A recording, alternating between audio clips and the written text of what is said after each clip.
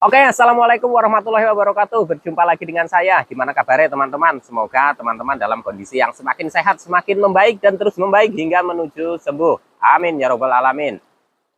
Menanggapi request dari teman-teman yang ada di kolom komentar video saya mengenai sensasi dari sempoyongan, geliyengan, badan oleng, badan terasa tidak nyaman setiap hari, lemes, kaki tidak terasa seperti menapak, seperti ada gempa setiap hari, sempoyongan, rasanya kayak mau pingsan, vertigo, ya. Itu sensasi menurut saya yang luar biasa sekali karena saya merasakannya dulu dari awal sampai dengan saya itu sembuh. Sensasi seperti itu sering mengikuti setiap hari.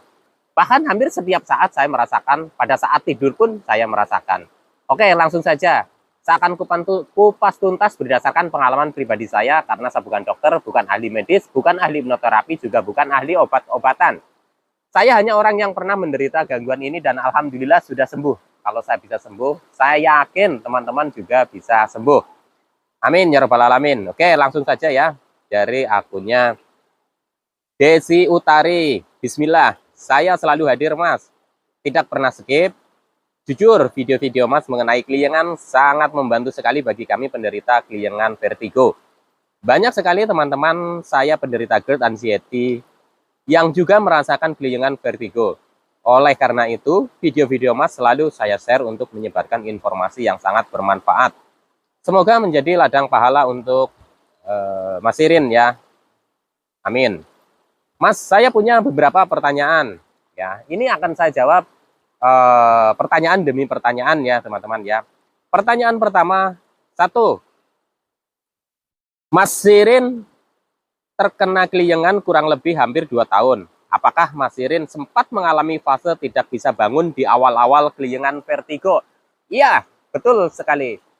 Saya mengalami fase di mana saya itu bisa dibilang itu tidak bisa bangun ya. Tidak bisa bangun bukan berarti saya benar-benar nggak bisa bangun gitu ya teman-teman. Akan tetapi untuk bangun dari tempat tidur aja saya itu merasa takut, saya merasa cemas, saya merasa khawatir karena pada saat berdiri pun terasa itu seperti mau ambruk ya teman-teman ya, seperti mau pingsan. Dan itu bikin saya itu trauma sehingga produktivitas saya dalam bekerja, dalam beraktivitas itu jadi menurun drastis. Setiap hari rasanya inginnya itu rebahan saja, tiduran saja ya. Saya merasakan, mengalami hal seperti itu ya teman-teman ya.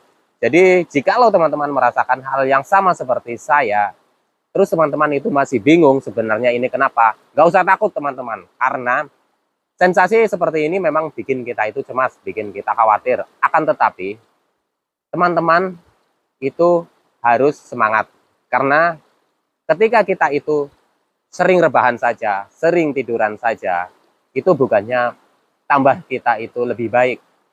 Justru kita malah jadi nanti ketika mau beraktivitas itu akan semakin takut. Jadi harus dilatih ya teman-teman ya. Oke, pertanyaan yang kedua. Berapa lama Mas Sirin merasakan fase tidak bisa bangun dan hanya di tempat tidur saja? Kurang lebih ya teman-teman ya, ini fasenya kan naik turun ya. Yang benar-benar di tempat tidur aja itu kurang lebih saya itu sekitar 2 mingguan. Sekitar 2 mingguan saya merasakan benar-benar malas untuk keluar dari kamar ya. Makan pun saya ada di kamar, duduk ya, duduk masih di kasur ya teman-teman ya, sambil makan lalu tiduran lagi, begitu terus setiap hari. Paling kalau ke toilet itu pun saya harus dipapah ya teman-teman ya. Kurang lebih 1 bulan saya sudah mulai belajar untuk keluar dari rumah, walaupun dengan segala macam perasaan yang tidak menentu ya teman-teman ya. Pertanyaan ketiga, lalu saat Mas Sirin mulai bisa turun dari tempat tidur, apakah intensitas keliengan masih tinggi? Masih ya teman-teman ya. Pada saat saya sudah mulai keluar dari rumah, oh bukan, dari kamar maksudnya, itu saya masih merasakan keliengan intensitasnya itu tinggi teman-teman ya. Nah, di saat itulah saya itu kalau keluar dari rumah memang takut, saya itu panik, saya itu cemas ya teman-teman ya. Akan tetapi waktu itu saya itu punya motivasi sendiri ya. Kalau saya tidak coba, kapan saya akan bisa? Nah itu seperti itu ya teman-teman ya. Jadi saat kita melatih bukan berarti kita itu harus sembuh dulu keliengannya. Pada saat masih keliengan, teman-teman itu harus coba ya, harus dilatih ya teman-teman ya. Oke. Saya lagi batuk tapi udah agak mau sembuh ya teman-teman ya. Pertanyaan keempat. Berapa lama Mas Irin merasakan keliengan dengan intensitas tinggi? Setahunkah atau lebih?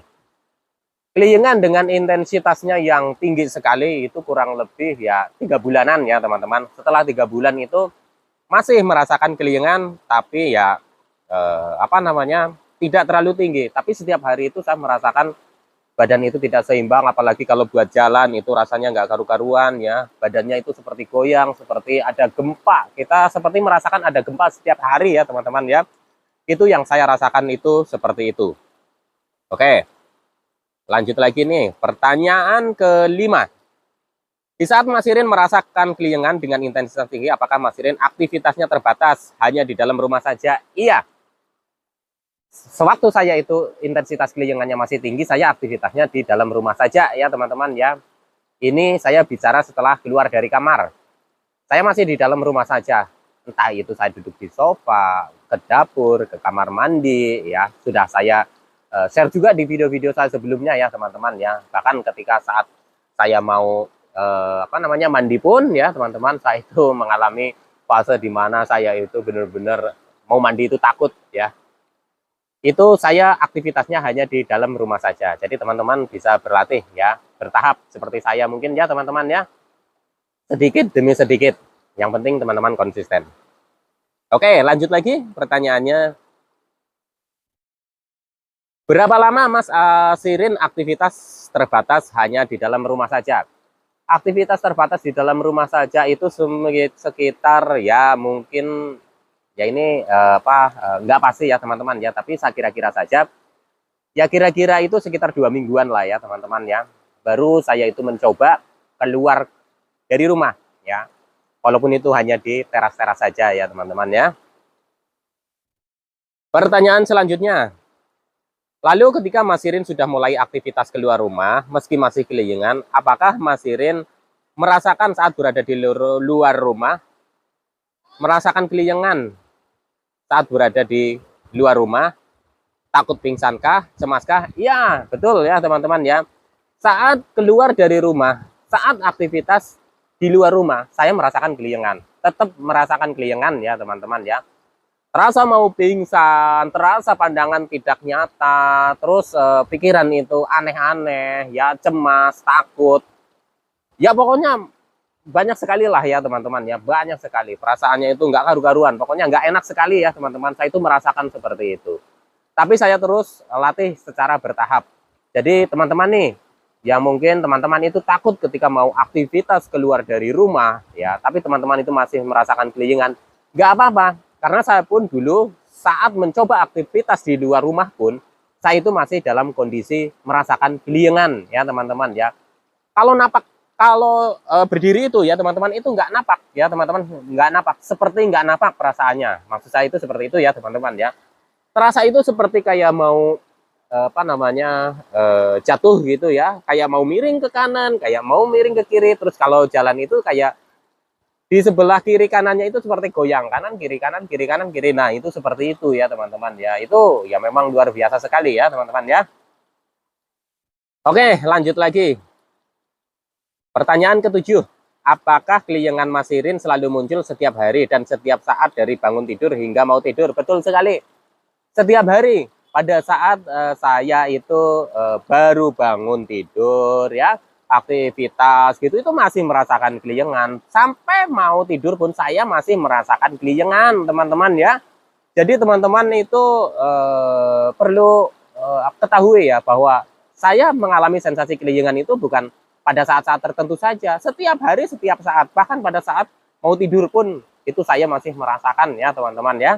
Jadi teman-teman nggak usah takut ketika teman-teman itu punya sensasi seperti ini dan rasanya juga sama seperti ini ya. Ini bisa sembuh teman-teman ya, nggak usah khawatir ya. Oke, lanjut lagi. Pertanyaan ke-8. Bagaimana perjuangan Mas Irin untuk pergi ke dokter waktu Mas Irin masih merasakan keliengan? saat di rumah sakit Mas Irin memakai kursi roda kah? Nah ini ya teman-teman, ini menarik sekali ya. Perjuangan saya ke mana? Perjuangan saya itu ke dokter ya. Waktu itu saya nggak ke rumah sakit ya. Ini mungkin agak beda. Saya itu ke klinik dokter spesialis dalam dan itu di kabupaten sebelah ya teman-teman ya. Jadi bukan di kabupaten tempat saya tinggal, tapi di kabupaten tetangga ya teman-teman ya. Saya masih merasakan keliengan. Perjuangan saya pada saat pertama mau kontrol ke sana, mau periksa ke sana, itu ya luar biasa sekali. Saya perginya ke mobil itu, saya harus dipapa, bahkan mau digendong, gitu ya teman-teman ya. Terus pada saat di mobil itu rasanya nggak karu-karuan, dibawa melek juga pusing, ya dibawa tidur juga nggak bisa ya teman-teman. Dan pada saat saya sampai ke tempatnya sana dengan segala macam perjuangan di jalan ya, sensasi yang bukan hanya keliengan saja muncul ya, itu sampai di sana di tempat kliniknya, saya mau turun dari mobil pun saya itu bisa dibilang itu benar-benar takut sekali. Jadi keluarga saya yang antri pada saat nanti mau diperiksa, karena antriannya itu kan panjang ya teman-teman ya. Itu saya itu baru turun ketika sudah mau dikontrol ya teman-teman ya. Jadi saya turun jadi papa langsung ke ruangan dokter ya teman-teman ya. Dan itu perjuangan saya begitu ya teman-teman ya. Ini anginnya kencang banget di sini. Saya takut itu tripodnya jatuh itu ya teman-teman ya. Semoga audionya bisa tertangkap dengan jelas ya teman-teman ya. Itu udah goyang-goyang tuh kameranya. Oke teman-teman ya, lanjut lagi. Pertanyaan ke-9. Oh ya, tadi pakai kursi roda kah? Saya nggak pakai kursi roda ya teman-teman ya. Jadi saya seringnya itu dipapah 2 orang ya. Pertanyaan ke-9, saat merasa keliengan, apakah Mas Irin selalu merasakan kesedihan dan terus-menerus memikirkan mengenai keliengan? Betul sekali, 100% saya itu merasakan seperti itu. Kesedihan setiap hari, pesimis akan sembuh, terus pokoknya hari-harinya hanya memikirkan keliengan ya. Bahkan yang saya heran itu ya, saya selalu berpikirnya itu tentang hidup ini tak lama lagi gitu ya. Karena setiap hari itu merasakan seperti ini. Keliengan, sempoyongan, badan oleng, wah setiap hari. Ketika kita bercerita kepada orang lain tidak paham ya teman-teman. Bahkan orang-orang yang biasa ke dokter pun pada saat saya itu dokter pertama, kedua, ketiga pernah saya ceritakan ya. Itu juga ya teman-teman, hanya dikasih obatnya itu obat vertigo dan itu tidak ada hasil yang sesuai saya harapkan ya teman-teman, karena keliengannya itu juga masih muncul gitu ya. Oke, lanjut lagi. Pertanyaan ke-10, ini yang terakhir mengenai keliengan ya. Apakah Mas Irin dulu selalu pesimis bahwa tidak akan bisa sembuh dari keliengan? Betul sekali. Saya pesimis sekali kalau keliengan ini bisa sembuh. Dan itulah yang membuat mental kita itu semakin drop. Jadi kalau teman-teman merasakan sekarang pesimis dengan keliengan yang tidak akan sembuh, teman-teman itu rubah mindsetnya. Keliengan ini bakalan sembuh, saya yakin itu ya teman-teman. Latih terus setiap hari. Saya pernah di fase benar-benar pesimis, benar-benar saya merasakan ya mungkin kayak panas di perut, di dada selekit-selekit, terus kaki nggak enak, pinggang nggak enak dan sebagainya, masih bisa saya tahan. Tapi kalau keliengan ini setiap hari ya teman-teman, setiap saat saya itu merasakannya. Dan ini yang jadi pikiran kita itu jadi kemana-mana. Gangguan cemas kita jadi semakin tinggi gangguan cemas kita, sensasi bermunculan, semakin menurunkan mental kita. Akhirnya kita itu seperti tidak ada semangat untuk hidup. Ketika kita tidak mempunyai semangat mau hidup, pikirannya hanya kapan saya mati, kapan saya itu dipanggil, kapan saya itu sembuh. Nah itu seperti itu ya teman-teman ya. Jadi pikirannya itu ngaco terus. Ketakutan selalu ada setiap hari. Ketakutan penyakit berat, ketakutan tentang kabar orang meninggal, ketakutan dengan kabar buruk. Bahkan ketika kita mendengar berita-berita yang sensitif gitu ya tentang orang meninggal karena sakit asam lambung atau apa dan sebagainya, itu bisa 7 sampai 10 hari itu sensasinya masih kerasa ya teman-teman ya. Jadi mulai sekarang teman-teman nggak usah khawatir. Asam lambung, GERD, anxiety, psikosomatik sensasinya memang banyak, termasuk salah satunya adalah keliengan, sempoyongan, badan oleng, badan goyang seperti ada gempa, seperti kayak vertigo setiap hari. Itu saya merasakannya dan teman-teman nggak usah bingung. Nanti kalau kondisi pencernaan teman-teman sudah mulai normal lagi, asam lambungnya mulai normal lagi, gangguan kecemasan teman-teman mulai normal lagi, mental teman-teman sudah mulai terbangun lagi, selalu latih dengan aktivitas, insya Allah teman-teman juga akan sembuh. Kalau teman-teman sedang berobat ke dokter, ikutin arahan dari dokter. Tapi 3P tetap dijalankan konsisten dan latih terus aktivitas. Jangan begadang, istirahat yang teratur, makan teratur, hindari makanan-makanan yang berpotensi memicu asam lambung, dan kita mulai lebih rileks dalam menghadapi sensasi-sensasi yang bermunculan. Diperbaiki dari pola pikir kita secara bertahap. Insya Allah nanti juga akan perlahan sedikit demi sedikit itu akan membaik.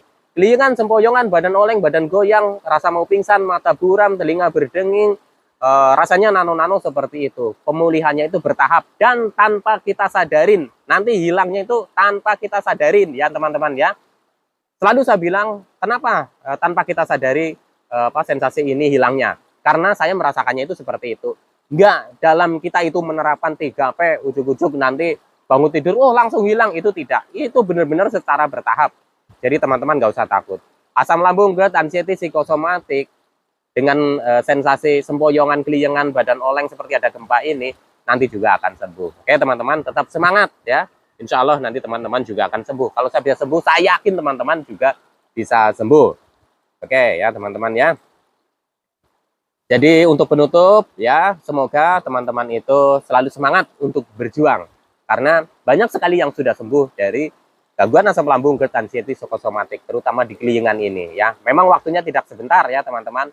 Itu cukup memakan waktu ya, tapi bukan berarti tidak bisa sembuh. Saya yakin bisa sembuh karena saya juga bisa sembuh. Tetap semangat. Salam sehat jasmani dan rohani. Wassalamualaikum warahmatullahi wabarakatuh.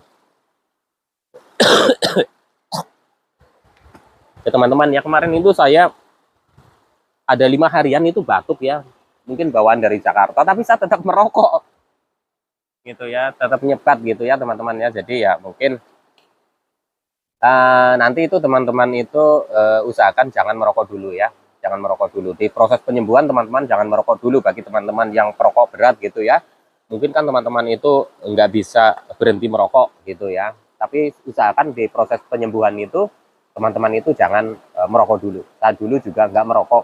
Sebenarnya saya juga udah seneng ya teman-teman ya, bisa berhenti merokok. Itu kurang lebih hampir berapa ya, hampir 2 tahunan saya itu berhenti merokok. Tapi ya begitulah ya teman-teman ya, mulai tergoda lagi gitu. Bahkan pada saat saya batuk pun ya, saya masih merokok. Dan ini jangan ditiru ya teman-teman, benar-benar jangan ditiru.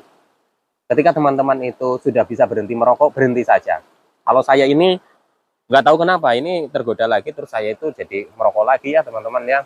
Ini jangan ditiru yang ini ya teman-teman ya, ini di skip aja. Ini tidak baik ya, tidak baik kok. Dikasih contoh, saya nggak ngasih contoh, saya cuma ngasih tahu ke teman-teman. Kalau bisa teman-teman sudah berhenti merokok, sudah jangan gitu. Karena untuk berhenti merokok itu susah sekali ya teman-teman ya, susah sekali. Sama halnya dengan kita itu untuk konsisten menjalankan 3P itu memang susah sekali ya. Nah pada saat penyembuhan saya dulu berhenti merokok ya teman-teman ya,